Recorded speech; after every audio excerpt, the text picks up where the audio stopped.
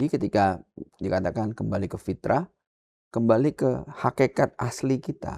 Masa ketika pertama kali manusia diciptakan. Hakikat kita, fitrah kita itulah fitrah ilahi. Kita diciptakan segambar dan serupa dengan Allah. Makanya Idul Fitri itu harus dimaknai kembali ke fitrah itu. Ketika 1 bulan kita berpuasa, amalan-amalan kita, semua perbuatan kita, pada hakikatnya itu harus menuju kepada kesempurnaan. Kesempurnaannya apa? Kita kembali ke fitrahnya aslinya kita. Tanpa dosa. Makanya ketika kita masuk ke bulan Syawal, kita sudah masuk dengan hidup yang baru. Ke fitrah ilahinya kita. Jadi ritual-ritual, liturgi-liturgi, aturan-aturan, itu enggak menyelamatkan kita. Tapi kembali ke fitrah karena iman. Percaya Yesus adalah Mesias.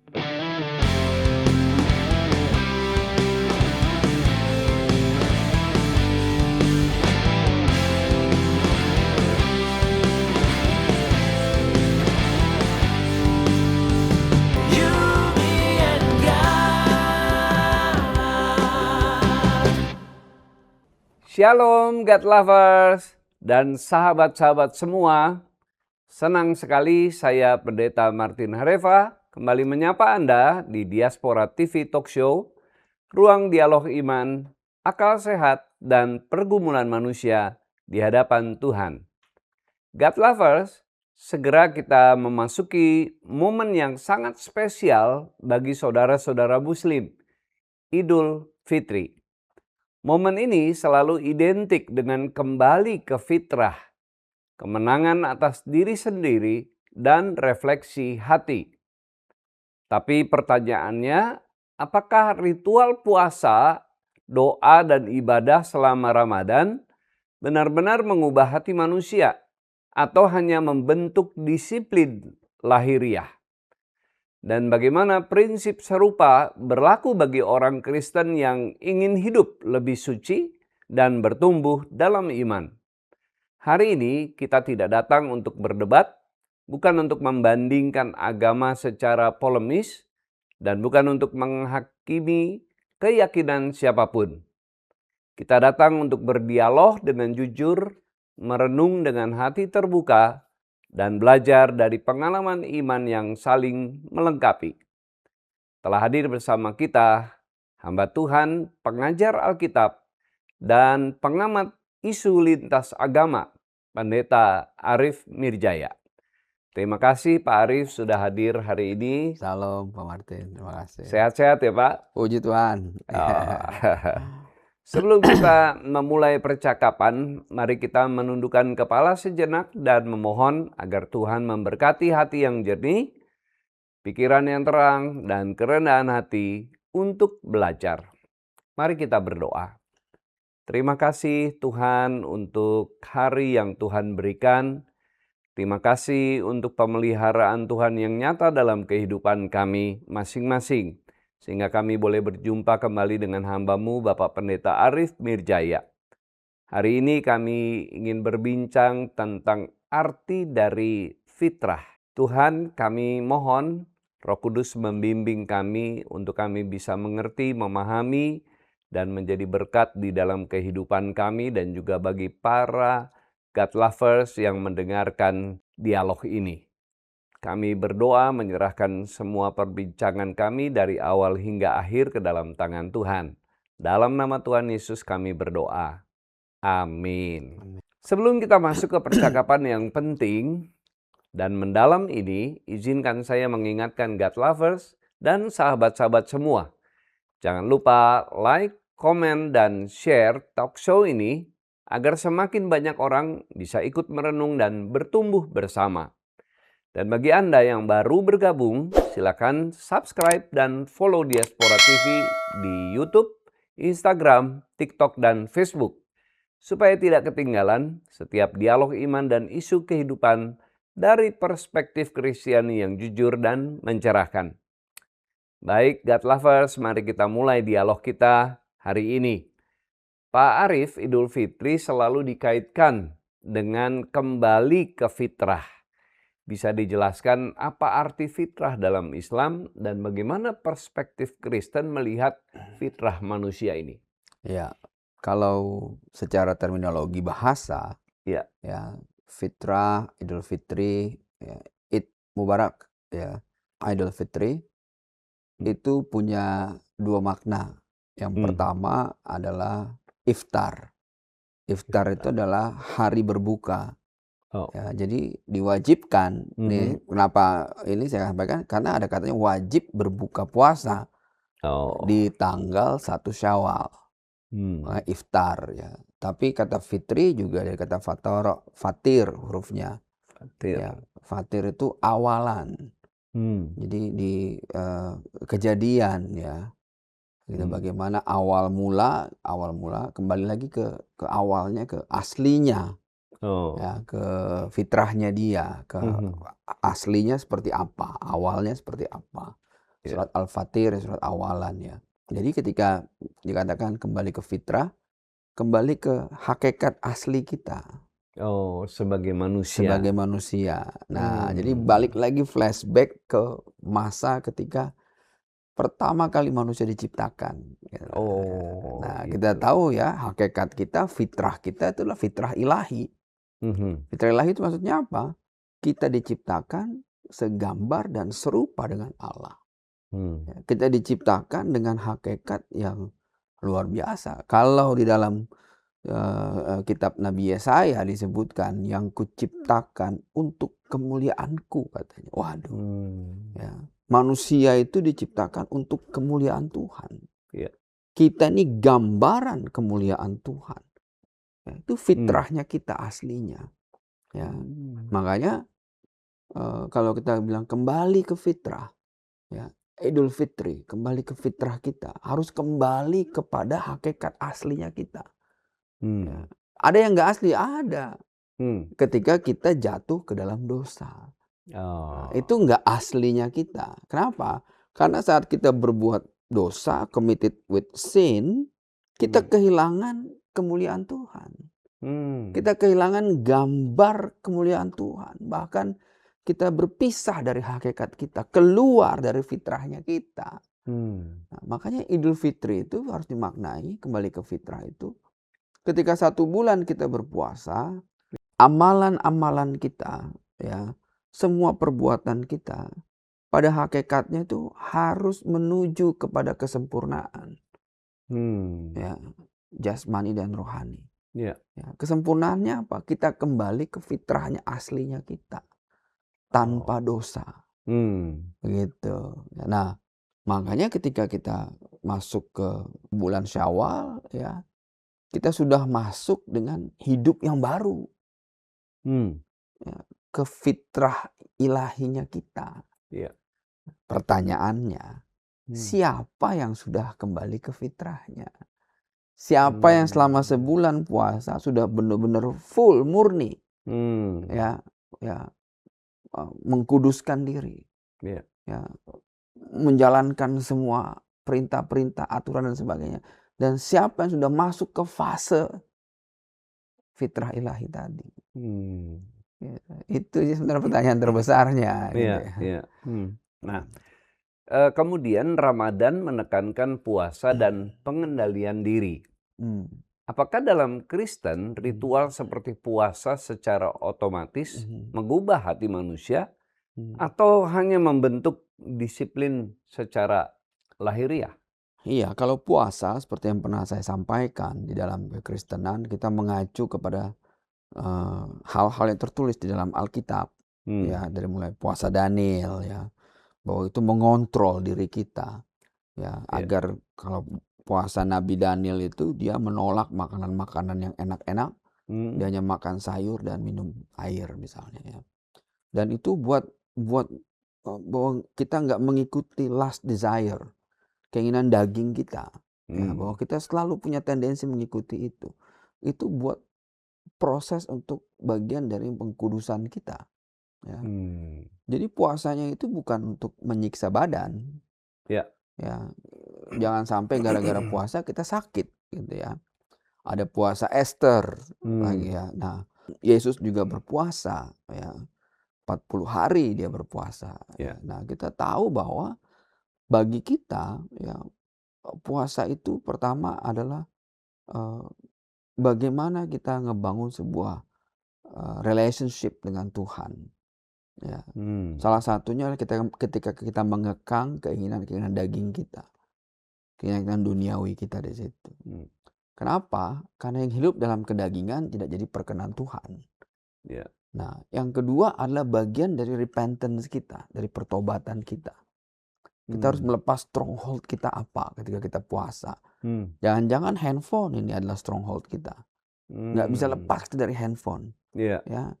Tapi bisa lepas dari firman Tuhan. Kan lucu jadinya kan. Bisa nggak kita lepaskan handphone selama 1 bulan, kita fokus mendengar, membaca firman Tuhan. Gitu. Bisa nggak kita sabat dari handphone ini, gitu. Iya. Puasa dari handphone misalnya. Iya. Nah, jadi apa stronghold kita? Yang ketiga adalah bagaimana kita mau punya keintiman dengan Tuhan. Ketika kita berpuasa, ya, kita sedang regenerate, hibernate diri kita untuk fokus kepada Tuhan. Sehingga kita benar-benar bisa dapat nih mendengar suara Tuhan. Iya. Ninggalin semua kebisingan duniawi kita. Ya. Nah, lalu juga kita berpuasa nggak boleh seperti orang munafik, kata Yesus. Ya. Jangan gara-gara puasa mukamu lemas. Ya, Yesus bilang begitu kan. Iya, iya. Nah, kalau Nunjukin berbeban berat. ya gitu, bahwa kamu nahan lapar tuh kayak seolah-olah wah, susah sekali hidup, katanya. Iya, iya, iya. Ya, kalau gitu basuhlah mukamu, basahkan rambutmu, kata Yesus kan. Ya, biar ya orang tuh nggak tahu kamu puasa. Iya. Ya, jangan riya. Jangan mentang-mentang kamu puasa, ya kamu keliling kampung, terus warung-warung kamu tutup. Ya. Harus ikut seperti saya puasa. Iya, puasa juga puasa. Ya, masa nutup rezeki orang. Ya, kalau puasa kita itu jatuh gara hal-hal duniawi, ya iman kita yang cetek. Jangan nyalahin orang. Iya. Gitu ya. Nah, ini Yesus sudah ngasih tahu tuh ciri-ciri orang munafik ketika dia berpuasa, Iya, seperti iya, apa iya. gitu ya. Begitu. Dalam Alkitab dan Al-Quran banyak kisah yang menekankan ketaatan hati dibanding ritual. Menurut Pak Arief, apa bedanya ketaatan ritual dan ketaatan hati ini? Iyalah, kalau ritualisme ya itu aturan-aturan liturgi. Kita tunduk bukan karena hati kita. Kita mengerjakan sesuatu bukan dasarnya karena kasih. Ya, bukan karena kita mengasihi Tuhan. Bukan karena kita memberikan hati kita. Tapi karena apa? Ya karena kita taat. Tunduk pada aturan. Nah, ini masalah. Ya, yang Tuhan mau tuh apa sebenarnya? Ya. Karena aturan-aturan hukum itu ya justru itu memenjarakan kita. Sehingga kita dengan mudah menghakimi orang dengan alasan ritualisme tadi. Ya. Yang Tuhan mau pertama adalah hati. Sehingga ketika kita mengerjakannya bukan karena itu adalah sebuah kewajiban. Tapi itu adalah karena hakikat kita mengerjakannya. Ketika kita mengerjakannya hanya sebatas aturan, yang terjadi biasanya kita mengakali aturan-aturan itu. Bukan karena hati kita memang menginginkannya. Ya. Jadi bahasa aslinya kasih itu adalah levav, hati dalam bahasa Ibrani. Tapi juga dalam bahasa Latin itu adalah cordo atau credo. Cordo itu aku memberikan hatiku. Ya. Kalau kita mengasihi Tuhan, kita memberikan hati kita. Dasarnya adalah kasih. Ketika kita mengerjakan itu, aturan Tuhan itu karena kita mengerjakannya karena kita mengasihi Tuhan. Sehingga memang tulus kita mengerjakannya. Ya, bukan kita mengerjakannya karena ini aturan, harus dikerjain. Kalau kamu nggak mengerjakan ini, kamu melanggar aturan. Nah, wah, itu jadi berbeda konteksnya. Ya, agamawi, yang satu agamawi, yang satu lagi lebih karena hubungan dengan Tuhan. Karena hatinya. Jadi yang satu melakukannya dengan beban, yang satunya lagi melakukan dengan Hati, sukacita, senang sukacita. hati gitu ya. Karena dasarnya tadi kasih. Iya. Ya. Nah, banyak orang berpuasa, berdoa, atau beribadah rutin, tapi perilaku sehari-hari kadang tidak berubah. Bagaimana ajaran Kristen memaknai puasa dan doa agar benar-benar berdampak pada perubahan hati? Ya. Nah, makanya tadi saya katakan, ketika kita berpuasa, kita diajarkan untuk jaga hati. Ya, karena hati kita berpuasa, bukan karena itu adalah sebuah kewajiban. Ya, bukan karena itu adalah sebuah aturan. Karena aturan ditambahkan karena ada pelanggaran. Nah, sesuatu yang ditambahkan karena ada pelanggaran tidak mungkin memerdekakan kita. Tapi kalau dasarnya karena kasih, out of love, kita merdeka melakukannya. Karena kasih. Saya ambil contoh sederhana aja kalau karena kasih. Seorang suami misalnya, istrinya lagi ngidam. Coba carikan nanas rasa duren. Gimana nggak pusing? Ya kan? Tapi kalau dia mengatakan sebagai kewajiban sebagai suami, waduh berat kali dia mengerjakan itu. Tapi karena dia mengasihi istrinya, ya, dia carilah itu nanas dan durian dia satukan. Ya. Jadi karena kita juga dengan Tuhan, ketika Tuhan bilang, apakah engkau mengasihi aku? Ya Tuhan. Apakah engkau mengasihi aku? Ya Tuhan. Apakah engkau mengasihi aku? Ya Tuhan. Lalu Yesus bilang apa? Lagi itu laksanakan semua perintahku. Dasarnya karena kasih tadi. Jadi ketika kita berpuasa, dasarnya karena hukum, hati kita tidak merdeka. Tapi kalau kita melakukannya karena betul-betul karena kasih, kita mau punya keintiman dengan Tuhan, kita mengerjakannya itu karena kita rindu untuk lebih dekat lagi bersama Dia. Ya, kita mau lepaskan semua hal-hal yang jadi stronghold kita. Ya, kita mau pegang hanya kepada Dia stronghold kita, yaitu Tuhan. Karena kita mengasihi Dia. Wah, itu dahsyat. Itu powerful. Di situ kita bisa ngalami fase. Karena kita ngerjainnya bukan karena syariat lagi. Tapi karena hakikat. Ya. Hakikatnya apa ya? Kasih tadi. Melakukan bukan karena takut dihukum, tapi justru karena ingin membangun hubungan lebih erat. Betul. Makanya kita melakukan itu. Iya.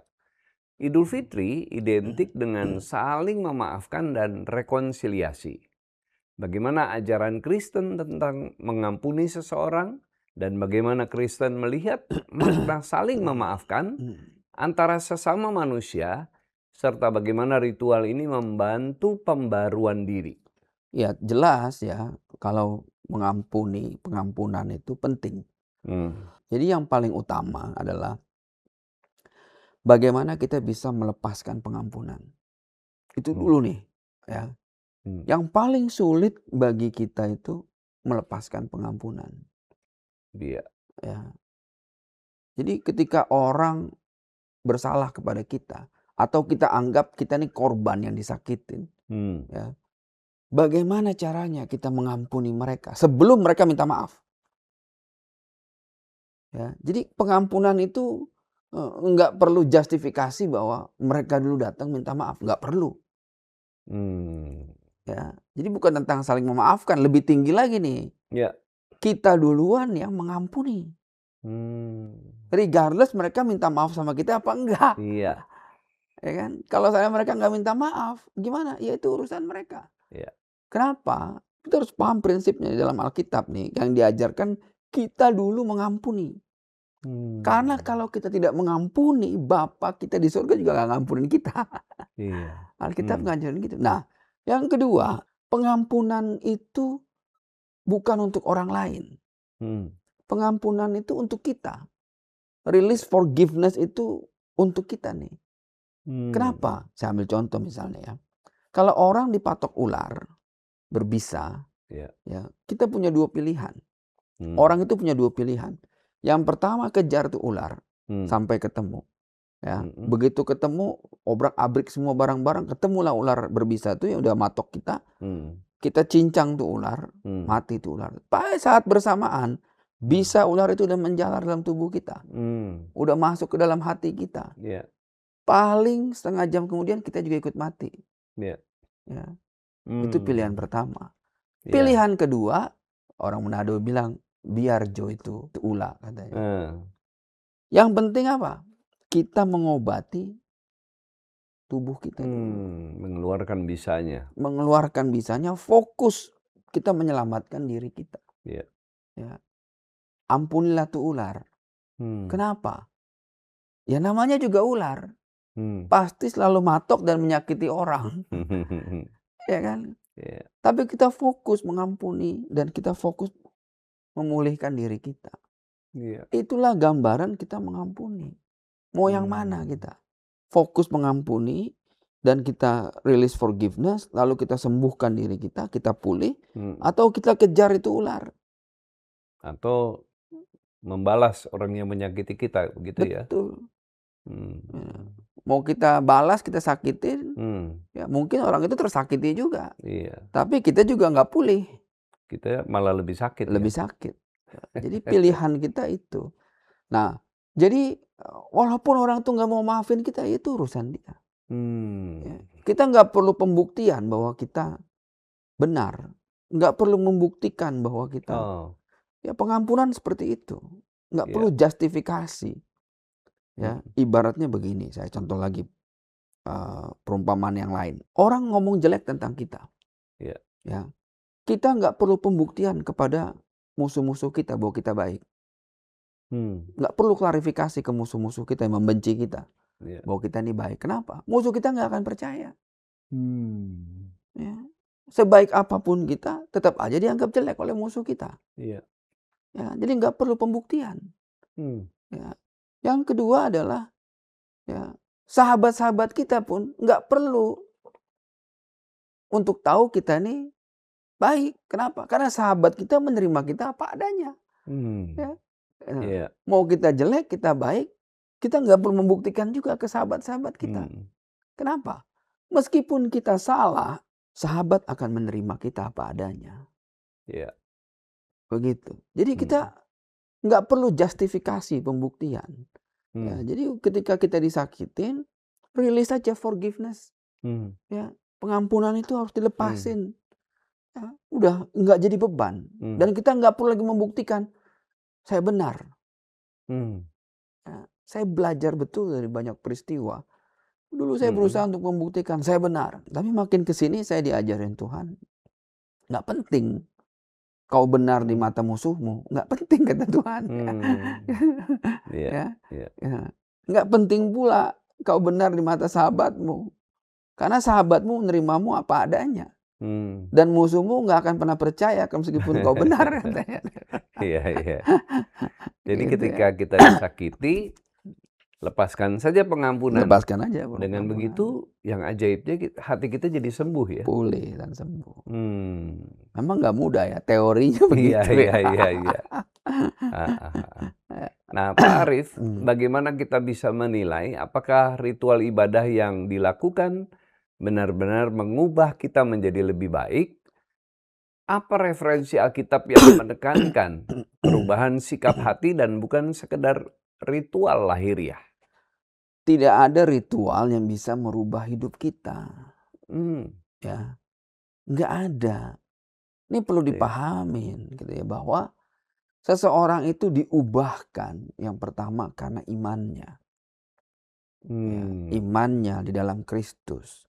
Ya, ketika dia tahu betul bagaimana dia mengimani Kristus dengan segenap hatinya. Artinya apa? Kasihnya dia semua diberikan kepada Kristus. Ya, dan itu nggak ada ritualnya. Itu ya. Nah yang kedua apa? Memberikan segenap pikiran kita. Segenap jiwa kita kepada Kristus. Gitu ya. Saya katakan, ya, apakah baptisan itu jadi ritual? Seharusnya nggak jadi ritual. Kenapa? Karena yang jadi esensi adalah bagaimana itu jadi tanda pertobatan. Yohanes menceritakan, aku membaptismu dengan air. Tapi orang yang datang setelah aku akan membaptismu dalam roh dan api katanya. Jadi 3 baptisan.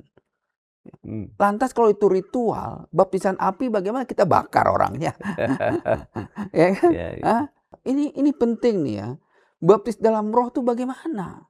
Hmm. Nah, kita harus tahu hakikat kalau begitu. Ya. Jadi ritual, liturgi-liturgi, aturan-aturan itu nggak menyelamatkan kita. Hmm. Hmm. Ya. Itu bagian dari tradisi yang kita hormatin. Oke lah. Ya. Hmm. Tapi secara esensi orang diubahkan itu pertama karena imannya. Hmm. Seperti penjahat yang mati di kayu salib sama Yesus. Ya. Ya.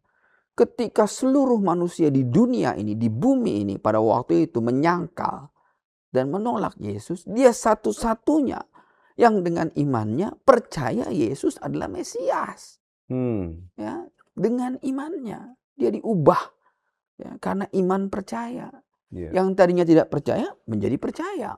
Jadi bagaimana kita bisa hati kita itu bukan karena ritualisme, tapi karena memang perubahan hati kita membawa kita kepada pertobatan. Sungguh-sungguh Hmm. ya, harus betul-betul jaga hati. Ya, ada lagunya, jagalah hati, Hmm. jangan kau nodai. Ya, Ya, betul itu ya. lagu itu, jagalah Hmm. hati cahaya ilahi. Wah, itu Ya. dahsyat ya. Gitu. Ya. Nah, dalam Islam, puasa mengajarkan menahan hawa nafsu. Hmm. Dalam Kristen, menahan diri dan pertobatan juga penting. Bagaimana kedua tradisi ini bisa saling belajar soal pembentukan karakter manusia? Nah, disitulah makanya kita berpuasanya bukan karena aturan, bukan karena Hmm. kewajiban, bukan karena syariat.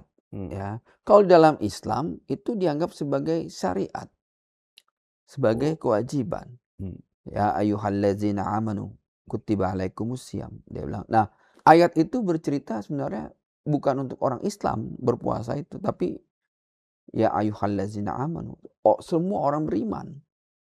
Karena ada tingkatan antara Muslim dengan mukmin. Itu berbeda. Hmm. Ya. Lalu sebelum Muslim ada manusia, seluruh manusia. Hmm. Ya. Nah, ini tingkatan-tingkatan, strata sebenarnya Oh. dari keimanan seseorang. Ya. Nah, makanya hari ini kalau di dalam kekristenan kita belajar, kita berpuasa secara esensi atau secara hakikat untuk Hmm. paham, ya, bukan secara liturgis. Ya. Ya. Di dalam kekristenan udah nggak ada lagi hukum-hukum yang namanya wajib atau sunnah. Karena kita Hmm. tidak lagi hidup di dalam syariat. Ya. Ya. Kita hidup di atas syariat. Hmm. Apa di atasnya? Hakikat. Ya. Kita hidup berdasarkan hakikat dari apa yang Yesus ajarkan. Ya. Ya. Yesus mendekonstruksi syariat-syariat, liturgi-liturgi, aturan-aturan, dan mengangkat kita, mengupgrade kita ke sebuah hakikat. Ujungnya apa? Pengenalan akan Tuhan. Ma'rifatullah. Ini sebuah keintiman antara kita dengan Tuhan. Maka Yesus berkata, aku ada dalam engkau, engkau ada dalam aku. Aku ada dalam Bapa dan engkau ada di dalam Bapa. Nah, Hmm. ini penting nih buat kita pahami. Jadi bahwa ya di dalam kekristenan kita diajarkan puasa kita udah bukan lagi karena kewajiban, aturan atau syariat-syariat. Ya. Kalau pembentukan diri dan karakter dalam proses itu, dalam berpuasa itulah seharusnya menjadi pondasi kita. Hmm. Ketika kita mencoba belajar tentang kekudusan misalnya. Ya. Ya. Kuduskan pikiran kita. Kuduskan keinginan-keinginan kedagingan kita tuh kita singkirkan. Sehingga kita boleh punya keintiman masuk dalam fase hibernasi keintiman dengan Tuhan. Hmm. Wah, itu dahsyat sekali kalau misalnya kita betul-betul memahaminya.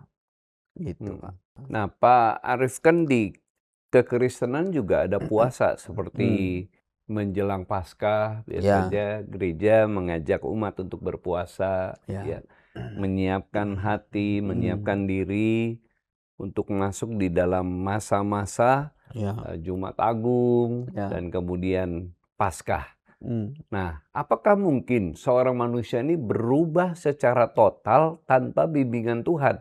Atau selalu ada campur tangan ilahi dalam pembaruan hati? Tanpa bimbingan Tuhan sih nggak mungkin ya. Nggak mungkin ya? Nggak mungkin ya. Hmm. Jadi disinilah kita harus ngerti peran Roh Kudus bekerja. Ya, Hmm. konkursusnya Tuhan, Roh Kudus itu ya dia yang akan guidance kita. Ya, Hmm. dia roh penolong yang Tuhan kirim. Ya. Kita minta selalu dia berkuasa dalam hidup kita. Ya, agar kita bisa mengurangi kekuasaan kedagingan kita. Hmm. Karena kecenderungan kita sebagai manusia, ya darah dan daging, mengikuti keinginan daging. Ya. Dan itu akhirnya membelokkan karakter kita. Ya, jadi ketika kita melipirnya lebih dekat ke kedagingan ini, aduh bahaya. Ya. Hanya Roh Kudus lah yang bisa mengkuduskan kita sebenarnya. Ya, makanya jadi kekudusan itu seperti apa? Pembentukan karakter itu related dengan kekudusan. Ya, kita harus bisa, tapi kekudusan itu tidak bisa didapat dengan liturgi. Iya. Dengan aturan-aturan nggak bisa. Dengan apa kalau gitu ya? Dengan hati nih. Harus dijaga betul hati kita, fokus hati kita kemana, fokus pikiran kita kemana, fokus jiwa kita kemana, fokus segala yang kita kerjain kemana. Bisa nggak kita? Aduh berat Pak, berarti kita nggak boleh punya keinginan duniawi. Seringnya begitu kan yang terjadi kan. Ya. Bahwa kalau kita nggak punya keinginan duniawi, berat. Lebih berat lagi tuh saya. Ya. Tapi ya, ini saya mau mengutip dari Al-Baghdadi, seorang sufi di Baghdad ya. Dia bukan orang Kristen. Tapi dia menggambarkan keintiman dengan Tuhan. Ma'rifatullah itu apa? Dia menggambarkan begini, ma'rifatullah adalah ketika engkau berdiam, engkau pun berdiam di dalam Allah. Ketika engkau bernafas, nafasmu itu menggambarkan hakikat ilahi. Wah dahsyat itu. Ya. Jadi ketika engkau punya keinginan, udah bukan lagi keinginanmu. Ya, seseorang yang betul-betul mengenal utuh Tuhannya, Rabnya, ya, yang betul-betul punya keintiman dengan Tuhan, ya. Keinginannya dia itu bukan lagi keinginan dia. Tapi dia berserah dengan keinginan Tuhan katanya. Persis seperti yang Yesus ajarin. Iya. Ya. Yesus berkata di Taman Getsemani, Aba, jika bisa berlalu cawan ini dariku, lalukanlah. Dia bilang, itu kehendaknya dia tuh. Iya. Tapi dia ajarin kita, tapi jadilah kehendakmu. Ya. Sehingga dalam keseharian kita harus tahu bahwa kita buang kehendak, kita manusia punya kehendak kedagingan, punya. Ya. Tapi kita bilang, tapi jadilah kehendakmu. Itu doa Tuhan Yesus yang terkenal. Ya. Biarlah kehendakmu yang jadi. Ya. Begitu. Walaupun dia punya keinginan. Iya. Ya. Tapi itu yang sebenarnya berat ya. Ketika kita menyerahkan kehendak kedagingan kita kepada Tuhan. Abraham saja gagal. Ya. Dan Abraham tahu akhirnya, tapi dia berusaha lagi untuk mendekat lagi. Ya. Ketika diminta oleh Tuhan menyerahkan anak yang tunggal, dia ingat dia pernah gagal. Sekarang dia nggak mau gagal. Dia serahkanlah Ishak. Ya. Karena keintiman dia. Ya. Nah, saya pernah baca sebuah buku dari Soren Kierkegaard. Dia seorang filsuf Kristen. Ya. Kierkegaard itu menginspirasi banyak sekali filsuf-filsuf Kristen modern ya. Dia punya buku tuh Fear and Trembling. Jadi iman itu ya submission, resignation before God, total submission, sebuah penyerahan diri yang utuh. Ya, iman itu harusnya begitu. Iman itu sebuah orang yang mengaku beriman itu seharusnya nggak bisa punya kelakuan setan. Ya, dia punya total surrender. Ya, karena dia beriman berdasarkan kasih. Ya, sacrifice. Aku akan berkorban, memberikan segalanya sepenuh hatiku. Karena kasih tadi. Ya. Kalau kita begitu mengasihi seseorang, mencintai istri kita atau suami kita rela berkorban. Iya. Ya, harusnya iman itu begitu kan dasarnya kasih. Itulah yang membentuk karakter kita, bukan aturan ini, aturan itu. Oh, kalau kamu nanti puasa sahurnya jam 6 nggak sah. Maksudnya gimana? Nggak sah nih kan. Oh, itu melanggar aturan. Oh. Itu haram. Itu batal puasamu. Oh gitu ya. Iya. Iya, iya, iya. Tapi puasa yang membentuk karakter itu tidak tunduk terhadap hal-hal seperti itu. Karena itu nggak esensi. Iya. Dasarnya adalah kasih. Kasih. Iya. Gitu. Banyak orang merasa puas setelah Idul Fitri. Tapi beberapa kembali lagi ke kebiasaan lama. Ya. Nah, apa strategi spiritual atau praktis agar perubahan hati ini lebih langgeng? Emang dasarnya manusia seperti itu ya. Katanya udah bertobat, udah ini, tapi ternyata jatuh lagi. Ya. Nah, ketika seperti itu terjadi, berarti orang nggak mengerti esensi Idul Fitri. Nggak mengerti esensi kembali ke fitrah itu seperti apa. Bahwa kembali ke fitrah itu artinya kita kudus. Kita betul-betul hidup kudus, hidup yang baru. Ya. Sama seperti hidup dulu kita sebelum berdosa. Harusnya esensinya di situ. Ya. Dan Yesus bilang, dan jangan berbuat dosa lagi. Ya. Tapi gimana caranya? Kan nggak bisa. Ya, makanya harus paham dulu ya. Kembali ke fitrah itu, kembali ke masa ketika kita belum berdosa. Apakah dosa kita sudah hapus? Ya, berapa amalan kita selama puasa, selama bulan Ramadan? Apakah itu betul-betul menghapus semua dosa kita? Siapa yang udah bisa melakukan itu? Enggak, ternyata. Ya. Lailatul Qadar, malam yang lebih baik dari 1000 bulan. Apakah sudah pernah yang menjumpai itu? Dan dosanya semua dihapus? Belum ada juga ternyata.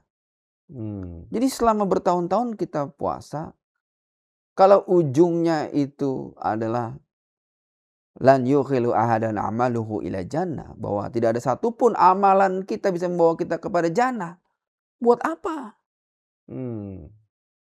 Ya. Kalau kita bertahun-tahun kita puasa, tapi ada klausul bahwa amal baik kita nggak bisa membawa kita ke surga. Jadi apa esensinya kita berpuasa? Oh, itu praktek pembentukan diri kita. Berhasil nggak? Pertanyaan itu kan. Kalau gitu kembali ke fitrah itu apa? Ya. Siapa yang bisa mengembalikan kita ke fitrah? Ya. Nah, ketika klausul itu disebut, tidak satupun lan yukhilu ahadan amaluhu ila jannah. Nggak ada satupun amal yang bisa membawa ke jannah. Lalu apa yang bisa? Dijawab sama Nabi Muhammad. Ya, cuman satu aja, warahmatan minallah, rahmat dari Allah. Ternyata kita tahu Yesus, Isa Al-Masih adalah rahmatnya Allah. Apa itu rahmat? Kasih sayangnya Allah. Ya. Imam Syafi'i rahimahullah mengatakan, ya, kasih sayangnya Allah. Ya, ini penting ini ya, rahmat itu ya. Nah, jadi kalau dia adalah rahmatnya Allah, kasih sayangnya Allah, gimana cara dia menyelamatkan kita? Kan pertanyaan terbesarnya itu, agar kita bisa kembali ke fitrah. Ya. Karena kita nggak bisa menghapus dosa kita, deadlock. Ya. Kita nggak akan pernah mencapai ke fitrah ilahi kita. Berapapun amal soleh kita nggak bisa. Berarti kita membutuhkan pertolongan. Kita butuh. Bisa. Iya. Apakah ketika kita mengorbankan kambing domba atau onta atau sapi itu bisa menanggung dosa-dosa kita? Ya. Darah kambing, onta itu nggak akan, hewan-hewan itu nggak akan nyampe menjadi ridhonya Allah katanya. Nggak bisa katanya. Jadi deadlock sebenarnya. Nggak ada jalan. Ya, kita betul-betul butuh rahmatnya Allah. Dalam surat Ad-Dukhan diceritakan, manusia butuh rahmat Allah. Yaumul akhir itu adalah hari ketika karib tidak bisa menyelamatkan karib. Ya, tidak bisa saudara tidak menyelamatkan saudara, nggak bisa. Kecuali hanya orang yang diberi rahmat sama Allah. Adam meminta rahmat sama Allah. Ya Hmm. Allah, jika Engkau tidak memberi rahmat kepada kami orang yang merugi, katanya. Rahmat, rahmat, rahmat, rahmat. Kasih sayangnya Allah. Hmm. Dan di Al-Quran diceritakan Isa Al-Masih adalah rahmatnya Allah. Kasih sayangnya Allah. Ya. Di mana tertulis itu? Sudah ada tertulis lagi sebelumnya dalam Injil. Ya. Sungguh besar kasih Allah akan dunia ini. Dia menganugerahkan anaknya yang tunggal agar semua yang percaya tidak binasa, tapi beroleh hidup yang kekal. Kasih Allah, sungguh besar rahmat Allah kepada kita. Ya. Bentuk rahmat kasih sayangnya Allah adalah Isa Al-Masih. Ya. Itu yang Rasul Paulus katakan, rahmat Allah adalah kasih karunia keselamatan. Dari kata itu mencapai grace. Ya. Gratia. Ya. Kata gratia itu dalam bahasa Yunani, dalam bahasa Inggris grace, dalam bahasa Belanda gratis. Ya. Bukan karena itu murah dikasih gratis, bukan. Justru karena terlalu mahal, kita nggak sanggup untuk membelinya, membayarnya. Makanya itu diberikan secara gratis kepada kita. Kenapa? Karena terlalu mahal.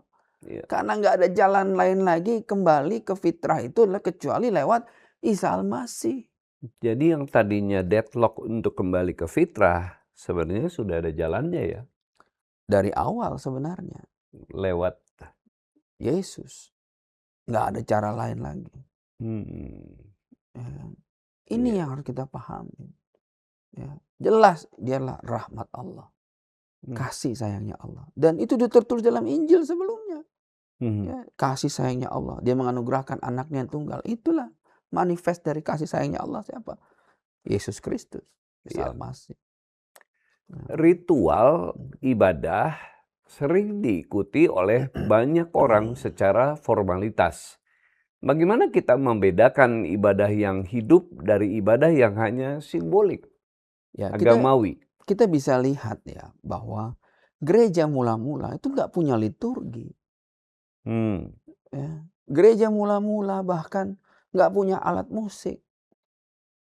Gereja mula-mula itu nggak ada apa-apa isinya. Itu di bawah tanah dikejar-kejar takut dibunuh. Ya. Gereja mula-mula isinya apa? Firman Tuhan. Gereja itu kalau kita pergi ke Jordan, ya, ada gereja abad pertama yang sudah jadi puing-puing. Dia ada di bawah tanah. Ya, itu lagi dieskavasi oleh UNESCO di sana. Ya, dan saya sudah pernah masuk ke dalam dan betul-betul underground, literally underground, di bawah tanah. Ya, itu cerita ketika penganiayaan terjadi di Yerusalem. Dan rasul-rasul itu semua bertahan di Yerusalem. Tapi jemaat scatter, terpencar ke Dekapolis. Salah satunya Dekapolis itu adalah Aman. Ya, di Jordan. Salah satunya lagi ada di Damaskus. Ya, di Damsyik dulu bahasanya. Nah, kita bisa lihat itu di situ gereja mula-mula. Gereja itu dalam bahasa Alkitab adalah eklesia. Eklesia itu kumpulan orang. Nah, esensi dari kumpulan orang itu apa? Ini yang harus jadi esensi gereja. Esensinya nubuatan-nubuatan tentang eklesia, tentang rumah Tuhan, tentang gereja, ya, itu selalu ada 3 ruang. Ya, dari mulai kemah Musa, ya, kemah Daud, ya, bait Salomo. Ini ada 3 substansi. Yang pertama adalah pelataran. Ini menggambarkan hidup kita nih. Ya. Kalau di dalam bait Salomo disebut Court of the Gentiles, lapangan orang kafir. Jadi orang yang belum percaya Tuhan boleh berkumpul di situ, di pelataran. Ya. Tapi paling depan itu ada kolam basuhan. Ya. Nah, chamber kedua, ruangan kedua itulah ruangan kudus. Di ruang kudus itu ada meja roti unjukan, ada kaki dian, ya, ada mesbah di situ, ya, ada perkakas bait Allah ada di situ. Hidup kita itu bagaimana? Sudah nggak seperti ruang kudus? Ini esensi gereja nih ya. Simbolnya apa? Kaki dian simbol apa? Ya. Minyak urapan simbol apa? Bagaimana simbol Roh Kudus, urapan Roh Kudus. Bagaimana simbol dari firman Tuhan. Roti, meja unjukan firman Tuhan. Dapat nggak di dalam gereja itu firman Tuhan? Hari ini ada gereja isinya motivasi. Banyak. Ya. Bahkan ada gereja yang mengatakan, oh kita nggak punya kewajiban untuk jadi misionaris atau jadi penginjil katanya. Wah itu mengerikan. Ya. Jadi kalau gereja belum mengabarkan firman Tuhan yang jelas, belum ada nih. Ada nggak urapan Roh Kudus di situ? Ya. Lalu mesbah dupa itu ada nggak pujian penyembahan di situ? Ini esensinya nih ya. Nah pujian penyembahan itu bukan tentang sound systemnya yang hebat, bukan tentang multimedianya yang keren, ya, tapi tentang menyembah dalam roh dan kebenaran. Ya, ini tentang hati lagi. Lebih dalam lagi chamber ketiga yang harus ada di gereja, ruang Maha Kudus. Di sana ada tabut perjanjian. Ya, apa tabut perjanjian? Kristus itu sendiri harus hadir di situ. Kalau itu nggak ada, nggak bisa ini. Ya. Jadi kita harus ngerti nih bahwa ya substansinya tentang gereja, rumah ibadah dan sebagainya adalah kita nih, diri kita sudah ngalamin ini, udah masuk fase ini belum? Ya, sudah ada Yesus belum dalam hidup kita? Ya. Pujian penyembahan kita bagaimana? Bagaimana kalau kita nggak punya sound system, nggak punya multimedia, apa kita berhenti memuji dan menyembah Tuhan? Ya. Bagaimana kalau nggak ada firman Tuhan? Bagaimana kita bisa tahu kebenaran? Sedangkan firman Tuhan itu menghidupkan kita. Firman Tuhan itulah kebenaran. And kebenaran itu will set us free. Believe give us freedom. Ya. Apa kita sudah masuk ke kolam baptisan? Ya. Karena itu fase dalam hidup kita tuh. Jadi itu bukan lagi liturgi, tapi itu fase nih. Yang emang kita harus memahami esensinya. Gitu. Disitulah hakikatnya gereja. Bukan tentang gedung.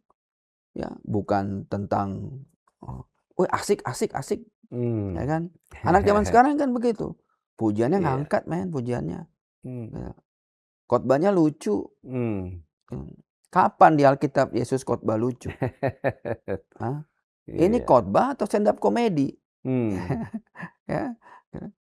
Jangan-jangan stand up komedi orang komedian jadi pendeta.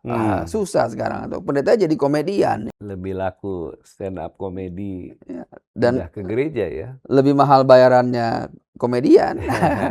Saya dengar kan begitu, komika lebih mahal bayarannya. Gitu. Iya. Nah kita kembali ke Idul Fitri Pak Arief. Ada tradisi memberi zakat atau sedekah. Ya. Seberapa besar ritual sosial seperti ini bisa membantu pembaruan hati dan moral manusia? Ya, kalau zakat fitrah sama sedekah berbeda dalam Islam.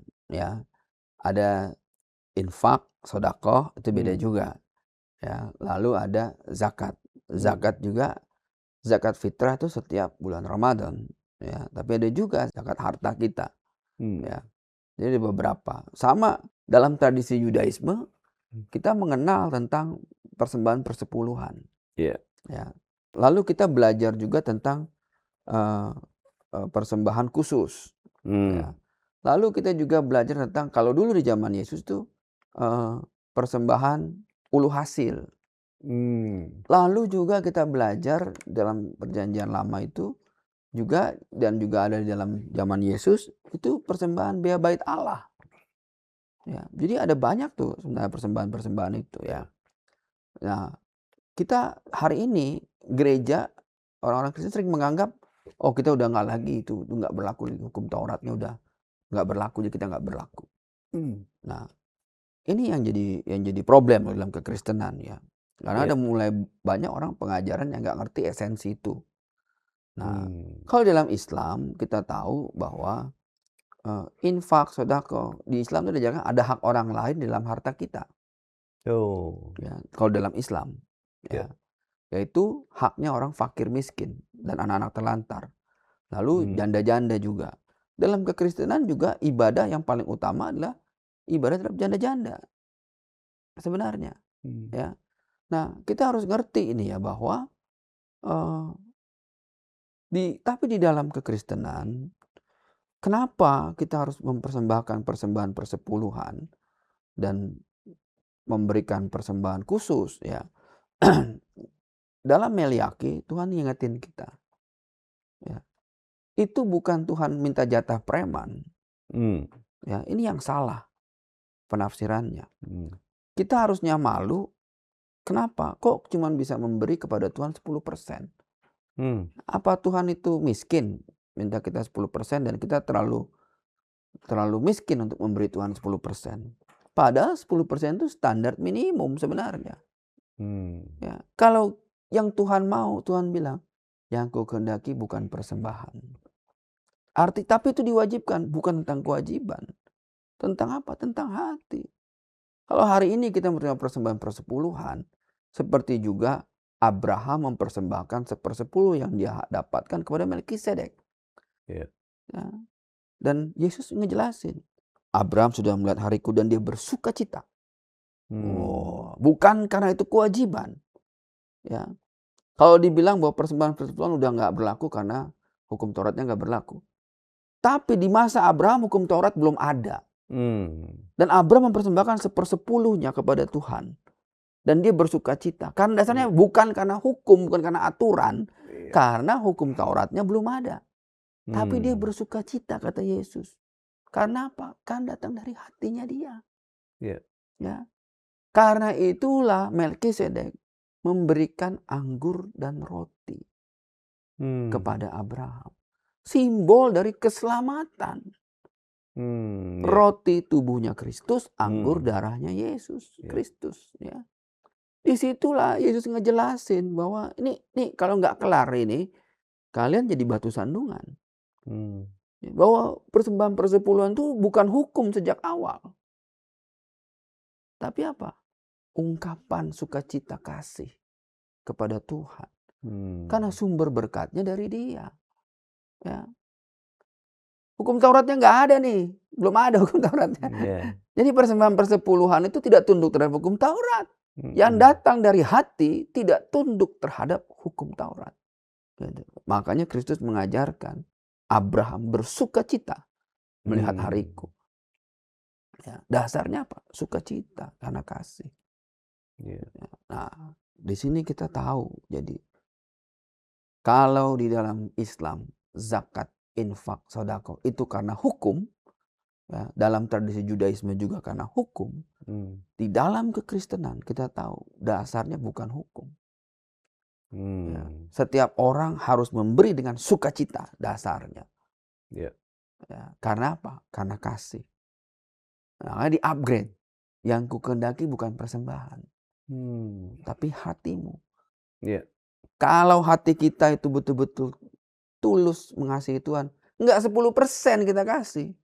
Seluruh hidup kita 1000% kita kasih. Apalagi harta kita. Hidup kita aja kita kasih kan. Nah, di situ esensinya. Iya. Jadi ini sangat dalam artinya ya. Iya. Nah, Pak Arief, dari kisah Alkitab dan Al-Quran, apa contoh tokoh yang berhasil kembali ke fitrah melalui ketaatan, dan pelajaran apa yang bisa kita ambil untuk diri kita sendiri? Kalau kembali ke ketaatan itu nggak ada. Ya. Tapi kembali ke fitrah karena iman. Ya, itu dijelasin semuanya karena iman. Ya. Abraham diselamatkan karena iman. Abraham pergi ke tempat tanah yang dijanjikan karena iman. Musa menuliskan karena iman, karena iman, karena iman. Semua karena iman. Ya, ketaatan itu manifest dari iman kita. Kalau kita ngaku beriman, kita harus taat. Dan kita diselamatkan. Ya, tapi apakah ketaatan bisa menyelamatkan kita? Ada jalan yang disangka lurus, ujungnya menuju maut. Ya, taat kita, ternyata ujungnya jurang. Ya, karena nggak punya iman. Bahasa Arab itu taklid buta. Ya, ikut-ikutan secara buta. Jadi hati-hati dengan ketaatan buta. Bahaya sekali. Ya, makanya saya katakan ya, ketaatan tidak menyelamatkan, tapi imanlah yang menyelamatkan. Dari iman itulah kita menyerahkan hidup kita dan taat. Taatan itulah manifest dari iman kita. Iya. Ya, karena kita udah percaya karena iman kita, maka kita taat, submit, infinite resignation. Iya. Ya, itu yang dikatakan Soren Kierkegaard.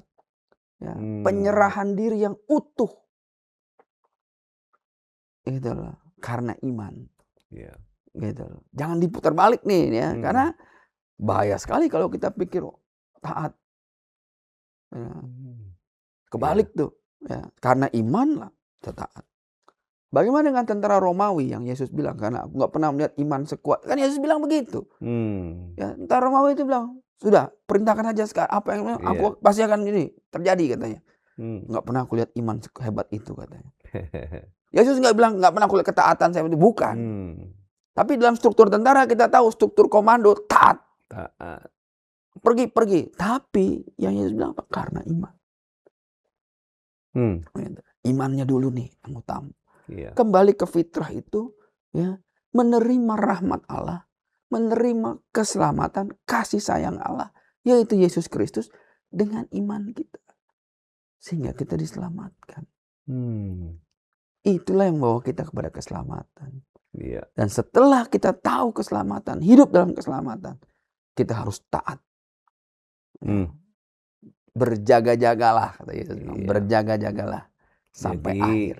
Jangan terbalik ya. Jangan terbalik. Bukan ketaatan yang menyelamatkan, tapi iman. Yang menyelamatkan.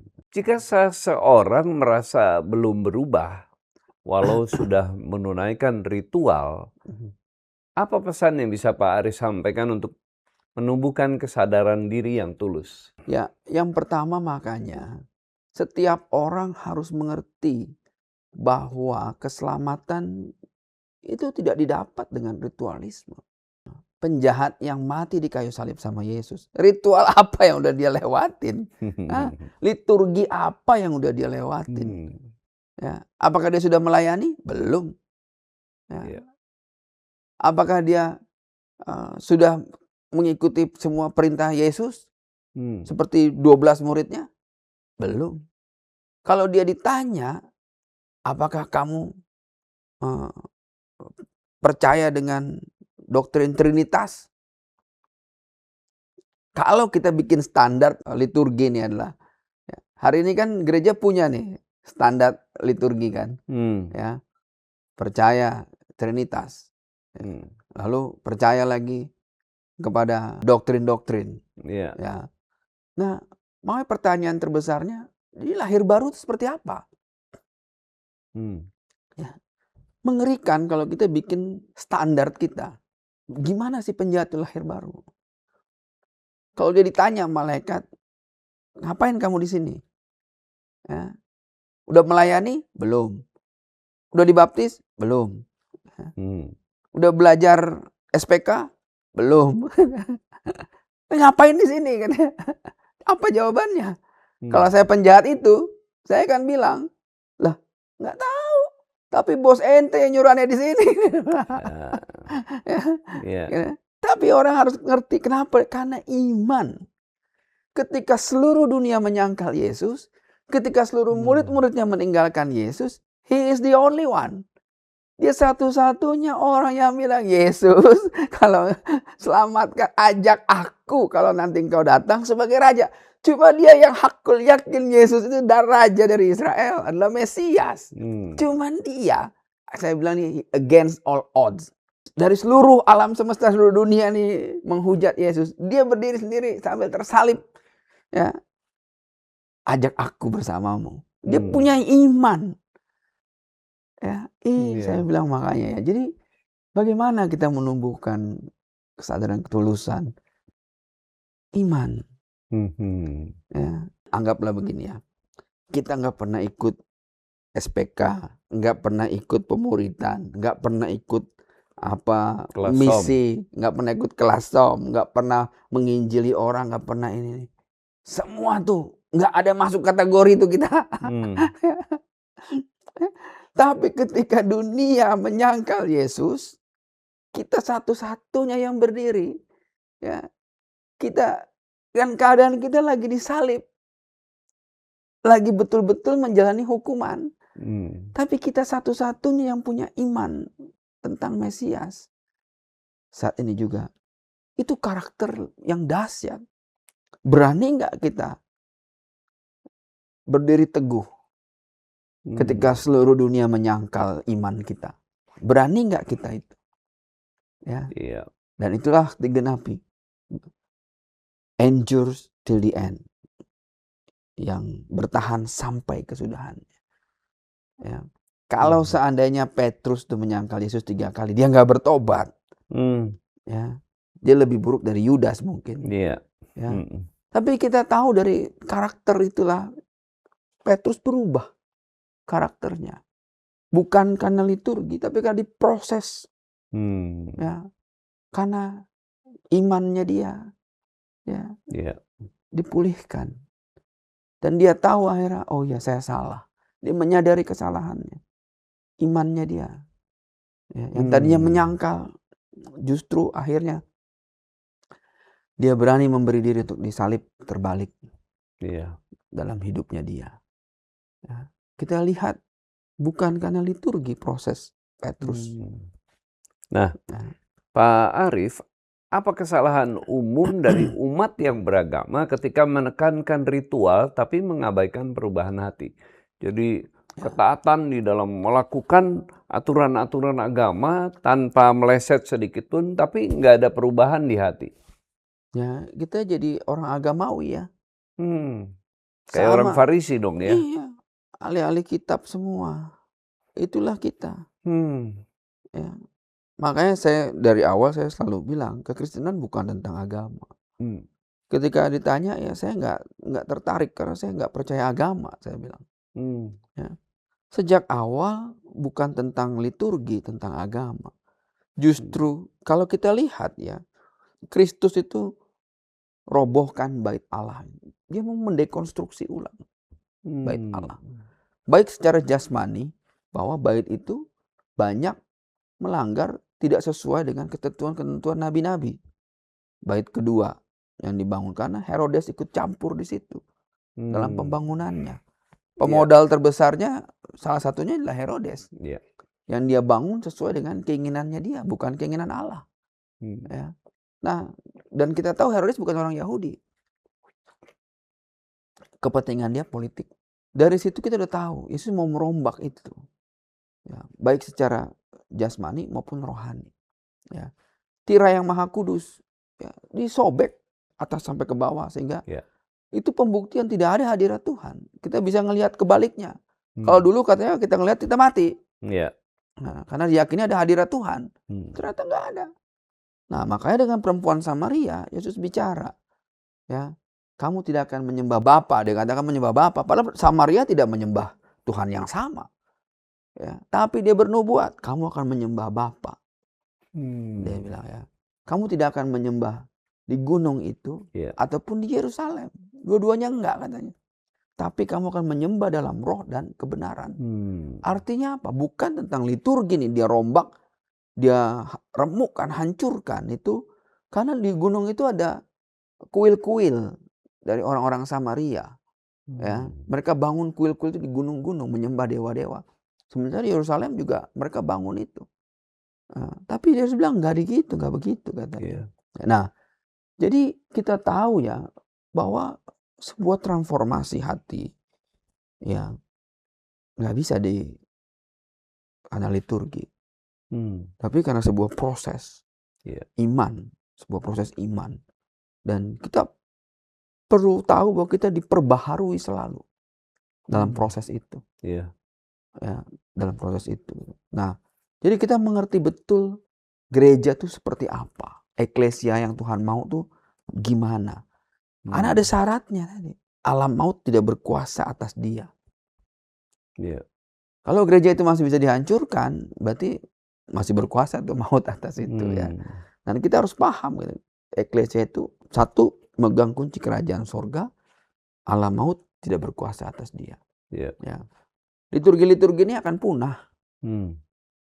Ya. Tapi yang esensi, bagaimana hubungan kita dengan Tuhan, itu nggak akan punah. Iya. Gitu. Nah, Pak Arief sebagai mantan Muslim, setelah Idul Fitri, apa langkah praktis yang biasa dilakukan setiap orang Muslim agar benar-benar kembali ke fitrah? Terkait hal tersebut, bagaimana ajaran Kristen relevan dengan menjaga hati sehari-hari? Ya inilah makanya ya, kalau istilahnya saudara-saudara kita yang Muslim mungkin kalau saya merasa tidak terlalu paham hakikat kembali ke fitrah. Ya, jadi ya biasanya dalam tradisi di Indonesia aja ada halal bihalal, saling memaafkan. Itu tradisi aja kan, di luar Indonesia nggak ada tradisi itu. Oh, Ya, ya. dan itu tradisi yang digagas oleh founding father saudara kita dulu dari Nadatul Ulama, halal bihalal. Ya. Tapi ya gagasannya sih sebenarnya ideal. Tapi hakikatnya karena orang-orangnya hanya menjalankan itu sebagai sebuah kebiasaan akhirnya. Kayak ngerapel kejahatan kita selama setahun, kubur, terus mulai lagi nih lembaran baru. Nanti dicoret-coret lagi lembarannya. Berat juga ya. Ya, masalahnya dapat lembaran barunya tuh dari mana? Yang bersih itu, yang nggak ada coretan, ya kan? Sementara sepanjang hidup kita, ya lembaran-lembaran itu kan nggak hilang. Ya, jika seluruh lautan itu dipakai sebagai tinta untuk mencatat dosa-dosa dan kejahatan kita, nggak akan cukup. Ya, karena sebegitu banyak catatan dosa dalam hidup kita. Ya, terus gimana? Ya, apakah kebaikan kita cukup? Selalu jawabannya enggak.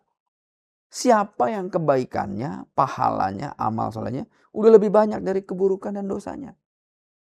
Enggak ada satupun manusia. Makanya hadisnya itu mengatakan lan yukhilu ahadan amaluhu ila jannah. Tidak satupun amal kita yang membawa kita ke jannah. Demikian juga Rasulullah. Ya, itu hadis sahih. Ya. Cuman satu aja kita nih masuk karena rahmatnya Allah. Ya, jadi nggak bisa, nggak ada jalan. Kembali ke fitrah kalau kita pahamin itu ya. Ya bukan mencoret-coret kertas baru, itu nggak kembali ke fitrah. Ya, itu sama aja tuh. Jeruk makan jeruk. Muter aja situ, ntar coret lagi, ntar coret lagi, ntar coret lagi, coret lagi. Nggak dihapus, enggak. Nanti di yaumul hisab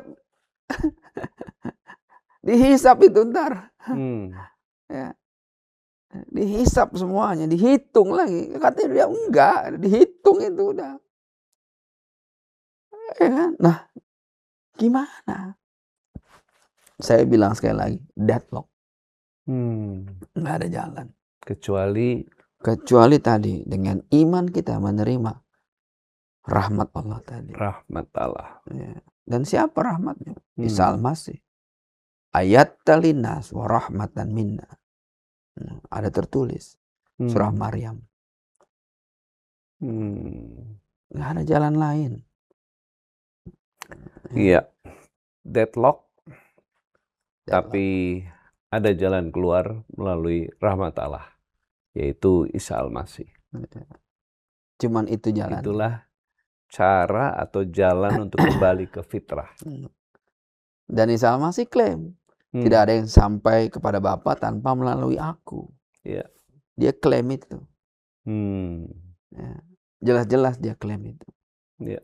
Ya. Inilah jalan yang lurus. Siratal mustaqim, dia bilang. Iya. Baik, terima kasih Pak Arief. God lovers, dari percakapan hari ini kita belajar satu hal penting. Iman sejati tidak hanya soal ritual yang nampak, tapi soal hati yang benar-benar berubah, rendah hati dan mampu berbuat baik. Bagi kita orang Kristen, frasa kembali ke fitrah mengingatkan bahwa ini bukan sekedar tradisi atau ritual, tapi proses pembaruan hati, kesadaran diri dan pengampunan. Dalam Islam maupun Kristen, pesan ini sama. Tuhan memanggil kita untuk menjaga hati, menata niat, dan bertumbuh dalam ketaatan yang tulus. Terima kasih kepada Bapak Pendeta Arif Wirjaya atas Ya, Pak. penjelasan yang jernih dan mendalam dan kasih. membangun kita semua. Puji Tuhan. Dan terima kasih untuk God Lovers dan sahabat-sahabat semua yang telah menyimak dengan hati yang terbuka.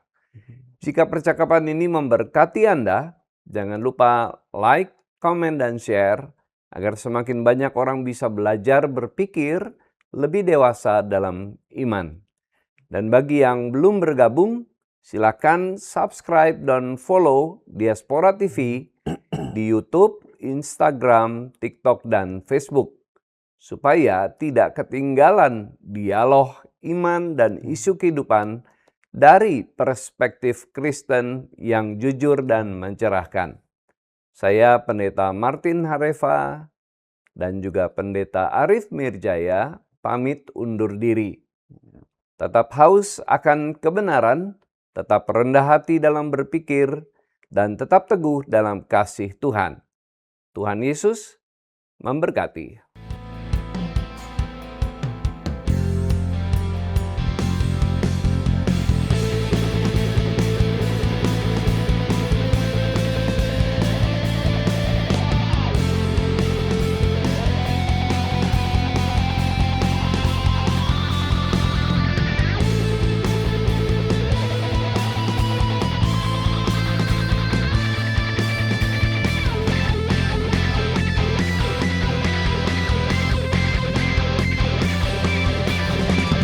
Tuhan, Kaulah harapanku, Tuhan, Kaulah penolongku, takkan pernah Kau biarkan aman selalu.